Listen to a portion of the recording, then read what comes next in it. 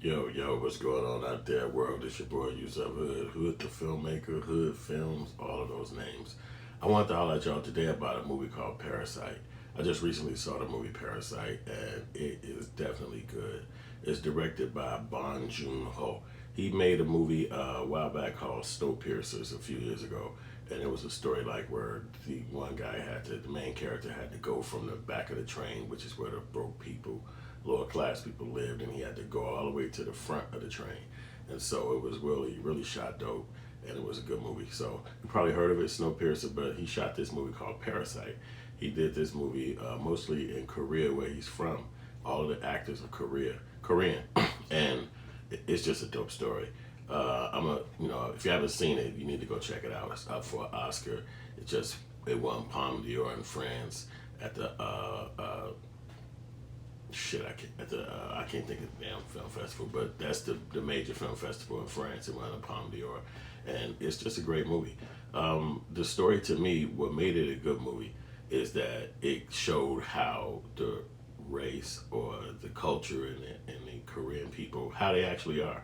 And a lot of them are not rich. They're not all rich Asians. They broke, and they like bums. You know what I'm saying? It's a culture. It's a few people that just ain't got that money, and they doing whatever it takes to make it.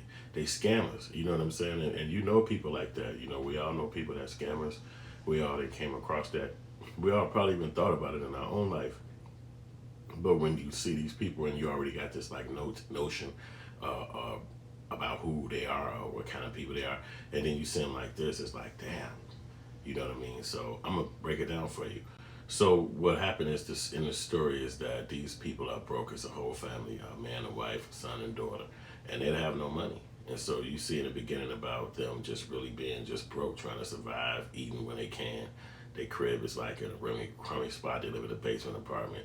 It's fucked up. And then one of his homies come and visit him, and he's like, "Yo, bro, what's popping?" He like, "Yeah, man, I'm good, but we all starving over here." He like, "How you starving? You supposed to be coming up. You supposed to just come up with a scam, man, and tell you can do this tutoring thing that I'm used to do, but I ain't doing it no more. Just tell them that you got a degree and get your sister to make the little thing on Photoshop." So that's what he did. But what I liked about the story, and I think what was unique about it, was he actually, the director showed how when one person get a job in the culture of the Korean people, even in their country, they get everybody in the family a job. And in our culture as black people, that's not really like that. If one black person get on, it's on for me. I'm on. It ain't on for everybody because I don't want you to mess up my situation with these white people or whoever in charge. So it's like, look, I'm on. If I can hook you up with a little something on the side, I will, but I can't have you come down there and fuck up what I got going. So that's how it is basically in the black culture. But in this culture, and especially in this movie, as soon as the son got on, he went and met the lady, talking to her. The lady, she rich, they rich ass people who they finna work for. He's gonna be a tutor for their kid. And as soon as he get there, she say, "Oh man, I really wish I had somebody that can do this other kind of job." And instantly he like, "Man, I know somebody. Yeah, she studied in Chicago, and I bet you I could put her on with you." And the lady like, "You sure?" She was like, "Man, I'm telling you, I know somebody." So he go back to the crib like, "Look, I need you to act like you a psychiatrist, that you went to school in Chicago and woo woo woo." And they go there, they rehearse their story, and then he go present the girl present herself to the female mother at the rich house, and she take her in, and now a second person got a job. Then they find out. Well, then you start seeing how being broke make them more conniving. So they start coming up with schemes to make the other people who work for the rich people lose their jobs. Then they put their family in the spot. The father become the chef, the mother become the the maid in the crib. So it's like they really set themselves up to win. Because that's what shocked me. I was like, damn. So they do that shit over there too. It's like, damn. The whole family got on in this family. So you thinking like that's what this gonna be? This movie gonna be about how they start working for white people. Oh, I mean rich Asian people, but it wasn't. It's so much more than that. The story started twisting and turning and cutting and grooving, and I mean it's crazy. The maid who initially was the person who they had living who was living there the whole time as the maid before the mother came and took the job over.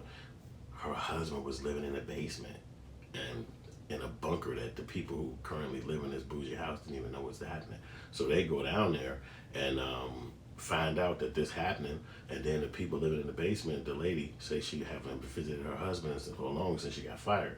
So she wanted to go back in there and go and actually see the husband and feed him. And they was like, what? A bunker in the crib? It's like 4 floors down. So they go all the way down in this crib and see the bunker. They get to talking and they figure out that the people who live in there who all took over the lady found out they all family. She like, wait a minute, all y'all family? So y'all scam? She said, I'm finna tell these motherfucking people upstairs. So they end up getting into a fight. All this old wild shit happened. And make a long story short, the family who came over with it and got the new jobs, they make sure that the family who with the old maid and her husband are now locked in the basement. So they go and have this bougie party and with the people, because they maids and shit like that, they got to do what the people ask them to do. And they down there like, damn, it's been a day or two, we gotta feed them. They down in the basement, we gotta feed them. And they was like, oh shit, well, who gonna go down there? And so one of them choose to go down there. But when they go down there, the mother was nervous. She was about to get caught. The mother, who's the maid, was nervous. She was about to get caught. The lady was coming up the stairs, the old maid, and she ended up kicking the door, and it kicked the lady down the stairs. And when she come down there, she hit her head on the wall, and she ended up having a concussion. So she literally died within like a day or two of being down in the basement because they was too scared to go down there and check on them. So when she died, she tried to get her husband, they tied him up. She tried to get her husband untied. Eventually he did get untied. And so when they came to check on them and give him some food, he turned up the notch on them. And he, man, had a big brick that the son was carrying around initially. The son accidentally dropped it down the stairs.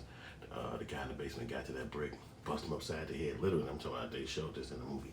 Boom! And we had got real comfortable with the guy who was getting busted upside the head. He was the character who was taking everything and making all this shit happen.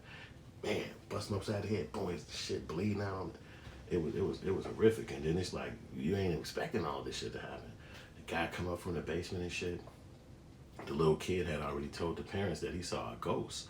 But they was like, you like 3 years old, we're so rich, we'll just get him therapy. Which, this the reason why the sister ended up getting a job. She was gonna be his therapist to help him deal with the seeing of ghosts. And so they was in the backyard at this time having like a party for the little kid. Like, it's been 1 year, his therapy isn't working out. And that man came up from the basement. That little boy saw that motherfucker, and that was the ghost he saw. The parents didn't see it because the man was 4 floors down, so he would sneak up there to get food if he could. And boy, that baby saw that motherfucking crazy dude, he just passed out. Boom. That shit was hilarious. So only reason why I'm telling you all about this movie is because it's subtitled, and you might not watch it. I mean, literally, you gotta read this movie, and it's very, very good. So if you're in the subtitles, man, you in for a treat. This motherfucking movie crazy. It's good than a motherfucker. Even though I'm telling you all this shit, man, I'm not even explaining it. Like, you really need to see it. It's a dope movie, and it's up for an Oscar, and it's a dope film. So the dude Bong Joon-ho, he's a great director, because if you haven't seen that, you can see he did a scary movie called Mother, and he did another one called Okja, something like that. It's like some kind of furry animal or whatever. But Snowpiercer was the one that I gravitated to. So I think you're gonna love this movie. It's great cinematography. It's great directing going on in it. The actors are just amazing. The actors are so good in this movie that you literally forget you watching actors, and then you start thinking that, oh fuck, these some dirty, nasty, low down motherfuckers right here. But they just actors. They was reading the script. They playing a character. You know what I'm saying? And it was just good. So if you're in the subtitles, you're gonna love the movie. If you're not in the subtitles, don't even trip. You got a little breakdown of it. You need to go check it out. It's gonna be getting the Oscar soon. They got the Actors Guild Award for ensemble. All the actors did for the movie. So stay tuned for that. This your boy HoodFilms. I just wanted to holler at y'all about that film. It's called Parasite. Go check it out. This is my review of the film. Definitely some spoilers in this video, but I want y'all to check it out. Even if you don't get a chance to see it, you heard a little idea what it's about. You're going to hear more about that in a minute. So that's my story, and I'll holler at y'all, HoodFilms. And holler at me on YouTube, Google, all that stuff. Just put @HoodFilms.